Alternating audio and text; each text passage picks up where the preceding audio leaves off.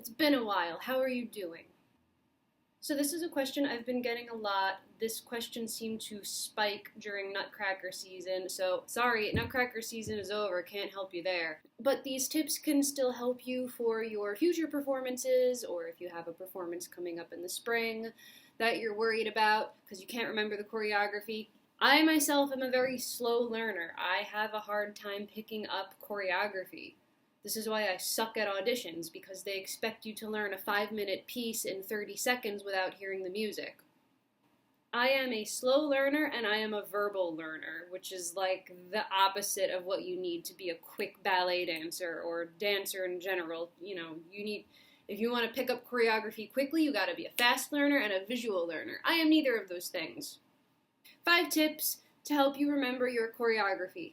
So these tips are more applicable if this is choreography for a performance, if this is something that you actually have time to rehearse for a couple of weeks or even just a couple of days.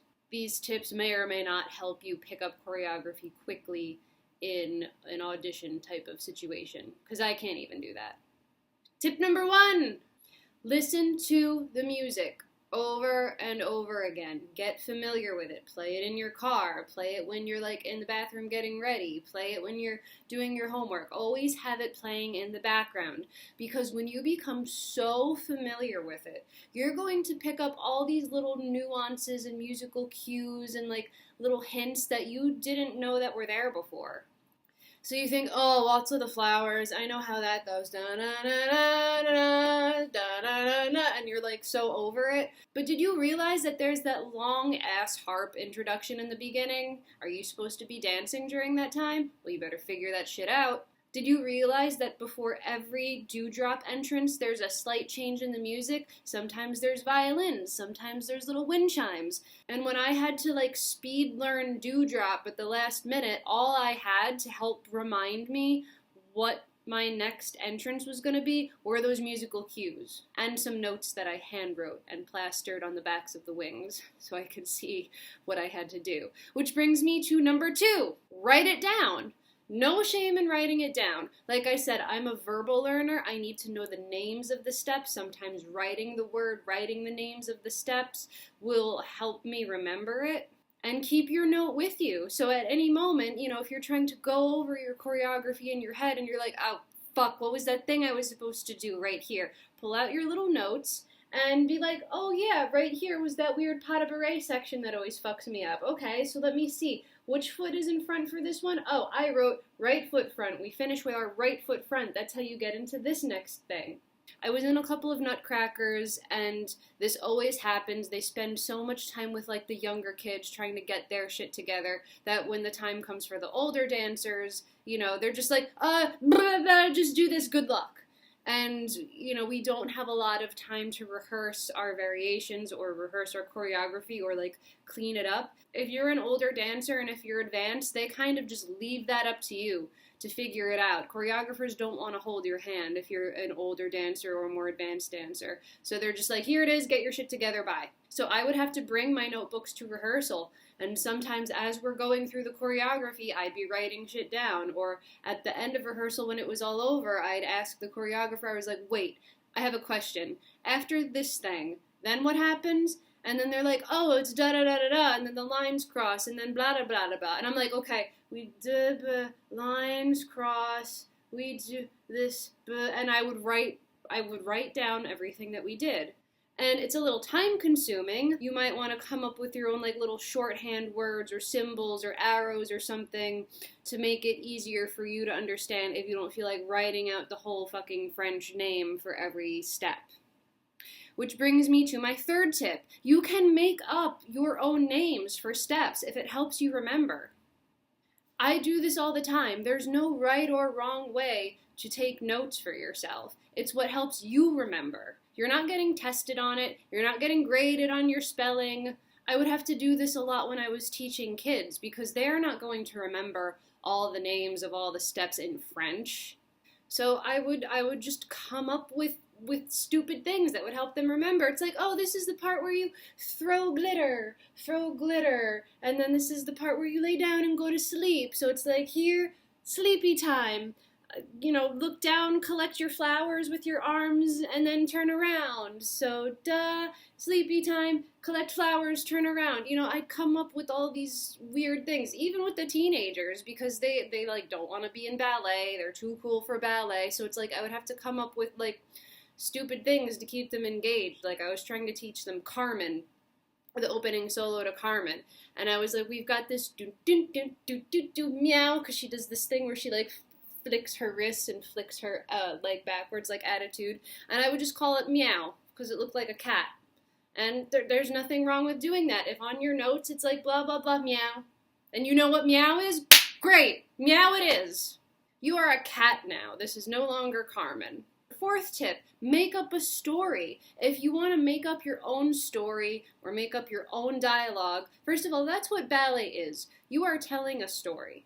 You're not just out there on stage doing movement for the sake of movement. You're telling a story. So make up a story, make up a character, and if you have that story memorized, that will help you. If you have like a word in your head or a sentence in your head for each movement that you're doing, that will help you. And even if the story is complete bullshit, it doesn't matter. The audience doesn't know the story that's going through your head. I mean, as long as you can match it up with the mood of your dancing. If you're doing Sugar Plum and you're trying to think of something like angry and kicking babies or something, that might not be so good. Like when I'm doing Sugar Plum, I'm like, I'm Sugar Plum, this is my realm, bitch, you're in my house. So I'm like, doon, doon, doon, doon, doon, doon, doon, doon.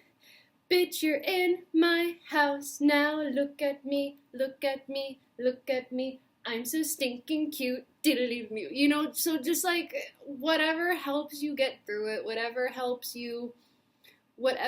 give you those feelings and emotions to get the story out, do it.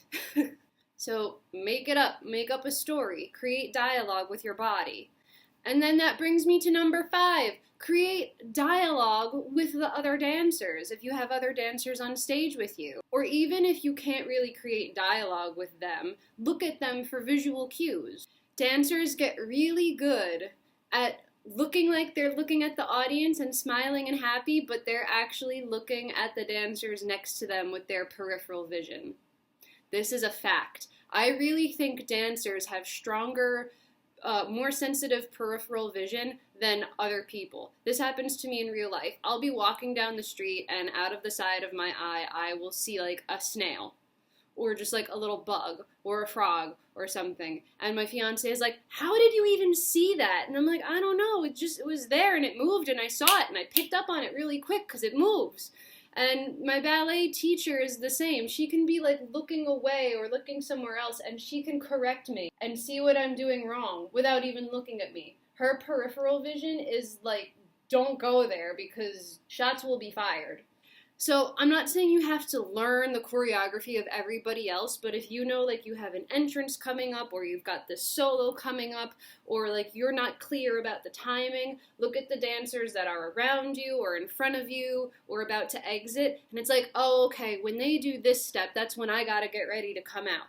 I should be on stage when they hit that thing. It's not as big of a deal when you're doing a solo. You're the only one. You don't have to match anybody's movement. You don't have to match anybody's timing. So if you're doing your own solo and you fuck up, it's not the end of the world. Nobody really knows. I mean, you still have to do a good job. You still have to care. You still have to try to do it right.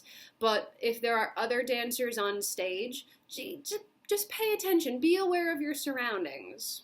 And especially if you have the time to rehearse in a studio. I guess this is kind of like a little bonus +1, like 6 tips. It was supposed to be 5, but here's a bonus, number 6. When you are rehearsing in the studio with your other dancers around you, use the mirror and look at everyone around you. I know it's so easy to just look at yourself in the mirror and get caught up in what you're doing, but watch each other, watch other dancers in the mirror. Make sure you match their timing. You'll start to get familiar with how everybody else is moving, and you'll move as like a solid unit. And when the time comes to take away the mirror or start rehearsing without the mirror, you'll already know like, oh, Becky does this a little too soon, but it's my job to match her, so let me try to like accommodate Becky's bad timing. Use the mirror to look at the whole picture, especially if you're rehearsing for a big production. If you're rehearsing a solo, fine, then just stare at yourself. But if If you have to remember choreography and you feel like you're struggling and the other girls are doing better than you, watch the other girls in the mirror. Watch the people that you're supposed to look like. And you know what? Fuck it. Tip number 7, watch videos. Watch videos of other dancers doing the choreography. If it's choreography that is being replicated from a previous show, or if it's just like classic traditional choreography that you know you can find on YouTube, watch the video. Watch how the other dancers do it. Every dancer has a different approach. Every dancer expresses it differently. But for some reason, it makes more sense to me personally to watch one dancer do it versus another dancer. So like if you have like a classical traditional ballet piece, I would recommend watching Svetlana Zakharova, not just because she's a goddess, but because she's technically clean. She's very clean. My personal favorite ballet dancer is Diana Vishneva, but she gets very emotional. If you really just want to see like the steps, clean steps, try to find a technically clean dancer to watch. Even if it's not on YouTube, even if it's like your studio has an archive of like old performances on VHS tape or on DVD or something. See if you can borrow their DVDs from the last performance or last Nutcracker and see if you're allowed to borrow that and watch the choreography. So there it is, 7 tips to help you remember choreography even though it was supposed to be 5. As always, thank you for watching and stay salty, my friends. You know how it goes. You can follow me on the gram, on the Instagram, at the Salty Sugar Plum, and you can always donate if you like what you see.